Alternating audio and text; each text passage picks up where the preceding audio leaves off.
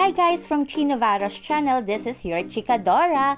Arat na guys at samahan nyo ako dahil nakikrave talaga kami ng aking mga anak last 2 weeks ago pa actually sa Maki. Okay, so favorite namin ng Maki Express dito sa may Malolos.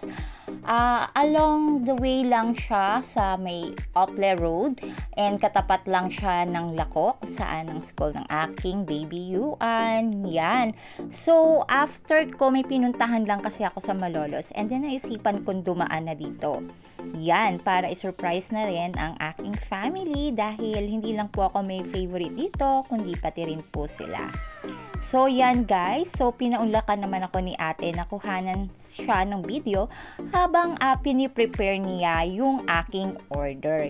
Yan, so guys, napakasarap po talaga and laging fresh ang mabibili nyo dito sa Maki Express dahil dito talaga kami nag-o-order kahit noong pandemic pa. Yan. So, yan. Yung kapatid kong si Cha yung nagturo sa akin dito dahil dito nag-school yung kanyang mga anak sa tabi nito sa Stella Maris. Yan. So, guys, fresh kasi talaga lagi yung kanilang produkto.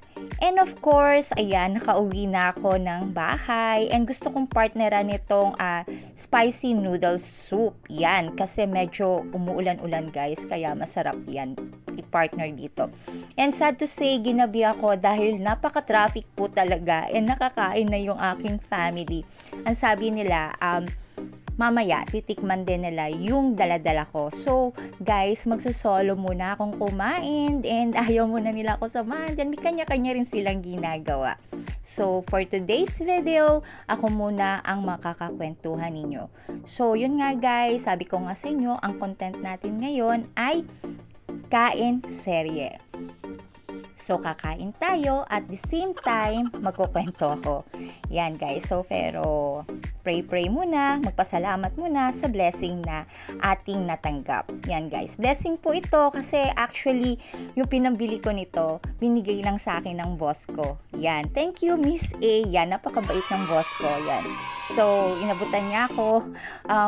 Ibili ko raw ng food yung mga anak ko. Yan. Miss A, hindi lang akong kakain ito. Syempre si Chen at Yuan din. Yan. So, mabait po yung aking boss na yan. Si Miss A. Actually, lahat ng mga bosses ko sa Tihakto ay mababait. Yan. Si Sir Ellie, si Sir LJ, si Sir Patrick, at syempre, yung aking head na si Miss A. Yan. I love you all.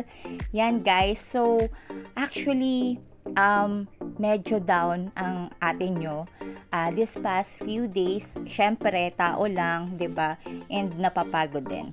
Kaya yan, idaan natin sa kain, guys. Kaya naisipan ko talaga na, yan, meron nga pala akong sobre, nabigay ni Miss A. So, ibili ko nga ng, nito, aking favorite na Maki. At favorite din ng aking mga chikiting. Yan. So, guys, ayan, at ang sarap partner ng, mainit na sabaw. Dati hindi ako mahilig sa mga spicy pero nung nag-pandemic ang kapatid kong si Cha kasi lagi siyang nag-o-order ng mga food na maaanghang, yan, kasi favorite ng asawa niya tsaka ng mga anak niya. Kaya yon, nahawa na rin ako. Hindi na nga ako nakakakain ng walang sili. Yan, so kadalasan talaga hinahanap ko yung pulang sili pa talaga. Yan, diba guys? So yun guys, minsan may nagpayo sa akin na gusto ko ring i-share sa inyo. Sabi niya, Chi, not all the time life works for you. Kaya kung nagkamali ka, move on. Minsan, hindi maganda ang buhay, pero no matter what happens, kahit nag-fail ka sa buhay mo, kailangang bigyan mo ang sarili mo ng second chance. Yan ang pinaka-importante dahil the best thing you can invest on is yourself. Yan. Kaya kung nagkamali ka, give yourself a second chance. And your dreams also. Nagbiro pa nga ako, alam nyo naman si Chi, mapagbiro. Sabi ko, well, kung chances lang naman, ang dami kong binigay na chances. Di lang sa sarili ko, maging sa ibang tao. Baka nga sa part 3 ng movie, ng Star Cinema ni John Lloyd at ni Bea, hindi na si Bea ang leading lady ni John Lloyd, kundi ako na. 'Di ba? Sa Third Chances. Yan. So, 'di ba? So, sorry Bea kasi mawawalan ka na ng work. Yan. Hindi lahat ng tao na malapit sa iyo kakampi mo. Tandaan nyo yun ha. Yung iba, pakitang tao lang. Kunyari, concern sa'yo. Pero palihim kang sisiraan sa ibang tao. Dapat mag-ingat tayo sa mga taong plastic, inggitera at insecure. Dahil kahit anong bait mo, magugulat ka na lang. May lihim palang galit sila sa'yo. Sisiraan at magkakalat ng chismis. Hindi ka lang nila sisiraan eh. Talagang hihilahin ka pa nila pababa. Minsan nga nagulat ako. Aba, yung taong dati ay super close sa akin, alam mo yon, yung super lambing, super entertain. Aba, nung nagkita kami, parang hindi na ako kilala. Bakit kaya? Kasi nga, nasiraan ka na. Alam mo naman, may mga taong paniwalain. So, sabi ko nga, ang mga taong naniniwala sa sabi-sabi, walang bait sa sarili. Ako kasi guys, hindi ako yung tipo ng tao na nagja-judge agad.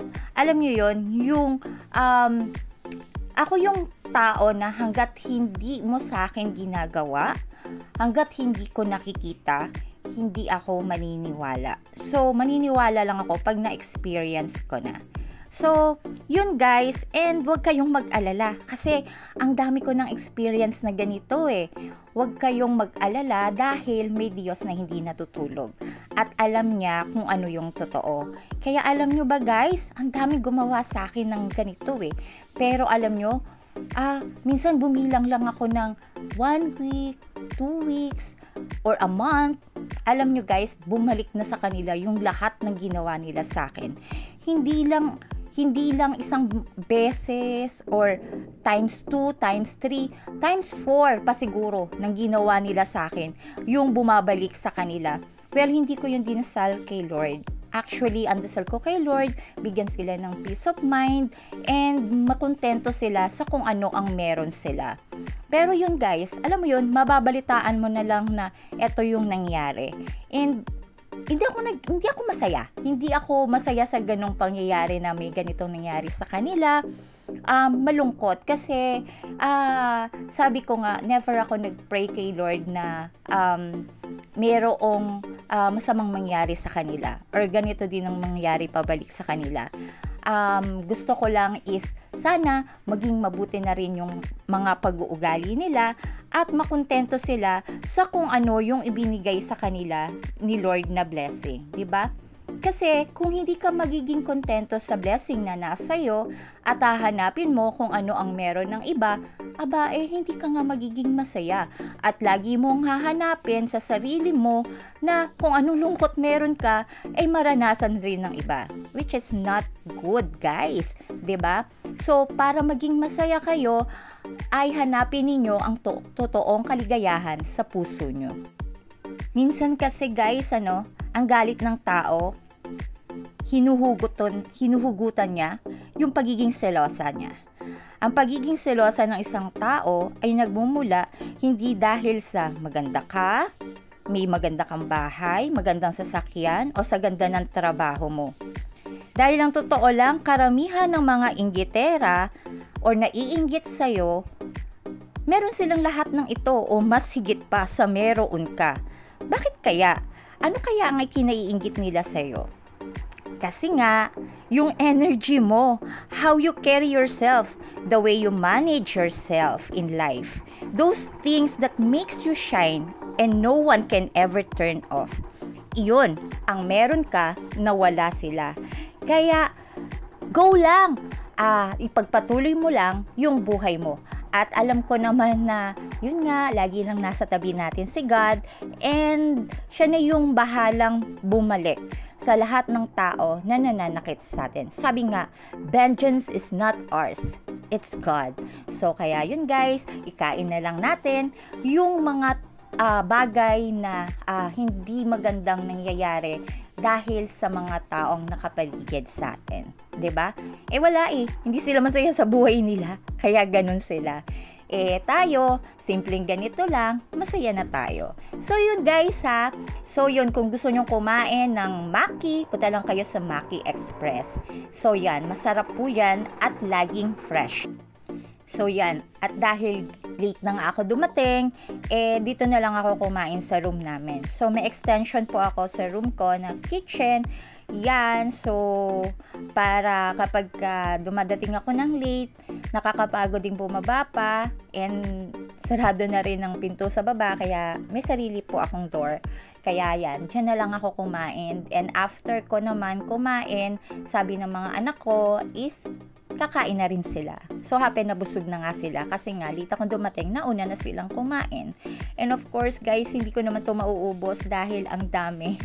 Yan, so i-share ko din sa aking mga kapatid at sa aking mga pamangkin. So yan, para masaya ang lahat, share your blessing. And guys, para mas masaya, don't forget to like, share, subscribe my channel. Thank you everyone and I love you all. God bless.